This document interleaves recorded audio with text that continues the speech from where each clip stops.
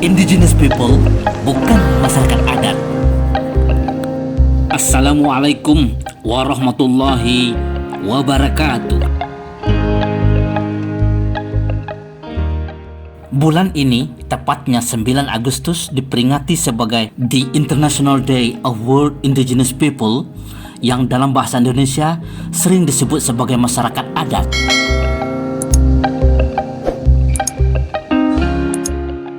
Yang membingungkan kita adalah apakah benar indigenous people itu tepat dipadankan dengan masyarakat adat atau masyarakat hukum adat. Oleh karena itu, mari kita pahami konsep ini lebih dekat. Secara leksikal, pengertian dari kamus, indigenous bermakna originating or occurring naturally in a particular place. Native berasal dari atau muncul secara alamiah di suatu tempat. Asli. Dengan demikian, secara sederhana kita bisa memahami bahwa yang dimaksudkan dengan indigenous people adalah orang atau manusia yang berasal atau muncul secara alamiah di suatu wilayah atau kawasan yang kita kenal sebagai masyarakat atau penduduk asli di suatu wilayah atau dapat dipadankan dengan pribumi. Secara konsepsional, indigenous people dipahami sebagai kelompok etnis atau suku tertentu yang secara alamiah mendiami kawasan geografis tertentu yang anggota penduduknya diturunkan secara langsung dari kelompok masyarakat tersebut, mempertahankan bahasa dan kebudayaan asli mereka. Jose Martinez Cobo, seorang pemerhati dan aktivis pembela hak-hak masyarakat pribumi, mendefinisikan indigenous people sebagai masyarakat atau bangsa yang memiliki kesinambungan historis dengan masyarakat prakolonial dan membangun kawasan mereka sendiri. Mereka memandang diri mereka berbeda dari masyarakat lain yang mendiami sebagian atau seluruh ulayat mereka.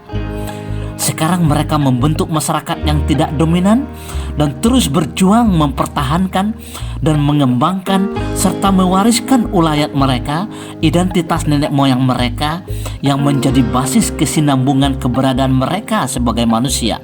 Sesuai dengan pola budaya, institusi sosial, dan sistem hukum mereka. Secara formal, World Health Organization WHO mendefinisikan indigenous population sebagai masyarakat yang hidup dalam atau melekat khusus secara tradisional dengan habitat atau wilayah geografis leluhur mereka dan memandang diri mereka sebagai kelompok budaya tersendiri, diwariskan dari kelompok masyarakat sebelum negara modern yang sekarang ini terbentuk dan sebelum batas-batas wilayah sekarang ini ditentukan. Mereka mempertahankan identitas sosial dan budaya mereka, institusi ekonomi, kebudayaan dan politik mereka terpisah dari budaya masyarakat mainstream yang dominan. Istilah indigenous people itu sendiri diperkenalkan oleh bangsa Eropa untuk membedakan antara penduduk pribumi Amerika dari penduduk koloni Eropa dan bangsa Afrika yang dibawa ke Amerika sebagai budak. Sir Thomas Brown pada tahun 1646 menyebutkan bahwa orang Eropa dan Afrika bukan indigenous people atau penduduk asli Amerika. Selain indigenous people, istilah yang sering digunakan untuk kelompok masyarakat ini adalah First People, First Nation, Aboriginal People, Native Peoples, Indigenous Native, dan Autochthonous People. Dari uraian ringkas di atas, jelas dan tidak ada keraguan bahwa yang dimaksudkan dengan indigenous people adalah masyarakat yang hidup dan menyatu dengan kawasan geografis, ulayat tertentu, yang diwariskan secara turun-temurun, yang mempertahankan sistem kebudayaan, institusi sosial dan budaya, serta sistem hukum mereka sendiri yang berbeda dari sistem masyarakat baru yang mendiami sebagian atau keseluruhan wilayah geografis atau ulayat mereka. Kebingungan muncul ketika istilah indigenous people dipadankan ke dalam bahasa Indonesia dengan masyarakat adat atau masyarakat hukum adat.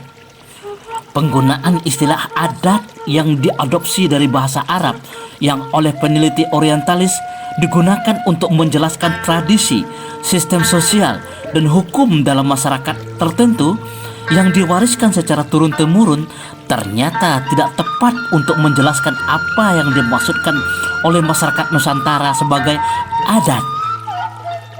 Bagi masyarakat Nusantara, konsep yang dilabeli oleh penulis Barat sebagai adat adalah hukum, ketentuan, atau aturan yang mencakup ketentuan, hukum, atau aturan ciptaan Tuhan yang dikenal sebagai adat yang sebenarnya adat yang berbuhul mati, dan hukum, ketentuan, atau aturan yang diciptakan oleh manusia yang dikenal sebagai adat yang berbuhul sentak, yang lebih populer dengan istilah kebudayaan.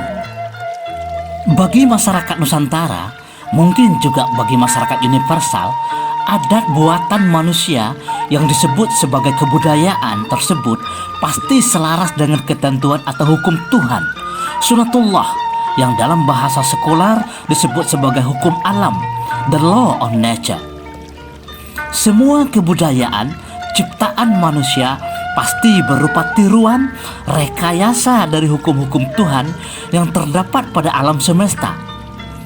Jika manusia memaksakan diri untuk menentang hukum-hukum tersebut, pasti hukum Tuhan akan berjalan sebagaimana semestinya.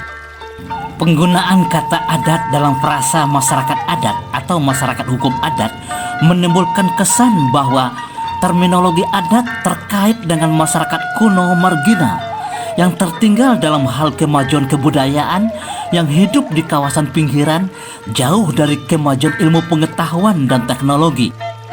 Padahal bagi masyarakat Nusantara, adat ciptaan atau buatan manusia yang dikenal sebagai kebudayaan senantiasa mengalami perkembangan, kemajuan sesuai dengan kemajuan pemahaman manusia terhadap hukum-hukum Tuhan yang disebut sebagai ilmu pengetahuan, dan keyakinan manusia terhadap keberadaan Tuhan yang maha pencipta hukum-hukum tersebut yang disebut sebagai iman. Inilah yang melatar belakangi lahirnya pasal 32 ayat 1 Undang-Undang Dasar 1945, negara memajukan kebudayaan nasional di tengah peradaban dunia dengan menjamin kebebasan masyarakat memelihara dan mengembangkan nilai-nilai kebudayaannya, bukan melestarikan kebudayaan. Dengan demikian, masyarakat adat atau masyarakat hukum adat jelas tidak identik dengan indigenous people. Penggunaan istilah masyarakat adat adalah upaya untuk menghindari popularitas istilah masyarakat atau penduduk asli atau pribumi yang sesungguhnya mempunyai hak untuk maju dan berkembang sebagaimana masyarakat lain yang datang kemudian mendiami wilayah atau ulayat mereka. Sekaligus ini adalah upaya untuk membangun kesan bahwa adat identik dengan masyarakat tertinggal. Masyarakat Minangkabau umpamanya, walaupun sudah meninggalkan tanah leluhur mereka, merantau ke seantero dunia, mereka masih tetap hidup dengan tatanan adat Minangkabau di negeri rantau, karena adat yang mereka anut tersebut tidak pernah konflik dengan adat masyarakat manapun di dunia ini. Namun mereka menghormati dan menjalankan sistem adat istiadat, adat yang berlaku secara lokal di mana mereka berada, bukan adat yang teradatkan dan bukan pula adat yang diadatkan. Di mana bumi dipijak, di sinan langit dijunjung. Di mana air disawak, di sinan rantiang dipatahan. Artinya, walaupun mereka menghormati dan menjalankan adat istiadat masyarakat dimanapun mereka berada, mereka tetap menjunjung tinggi dan mengamalkan adat yang teradatkan, adat yang diadatkan, yang pasti selaras dengan adat yang sebenarnya adat, hukum dan ketentuan Tuhan yang Maha Esa dimanapun mereka berada. Dimanapun mereka berusaha mencari nafkah, mereka harus memberikan kontribusi untuk kemajuan masyarakat di mana mereka berada.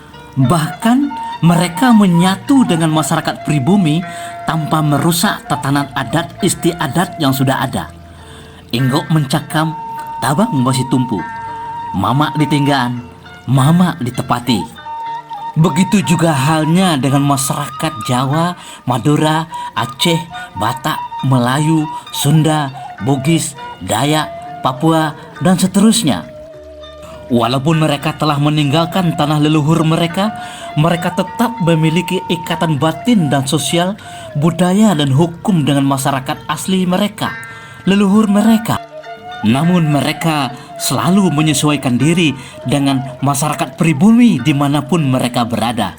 Oleh karena itu, istilah yang paling representatif untuk kelompok masyarakat yang hidup di kawasan, wilayah atau ulayat asli secara turun-temurun yang mempertahankan sistem kebudayaan, institusi sosial atau lembaga, dan sistem hukum yang diwariskan itu adalah masyarakat asli atau penduduk asli atau masyarakat pribumi, bukan masyarakat adat atau masyarakat hukum adat.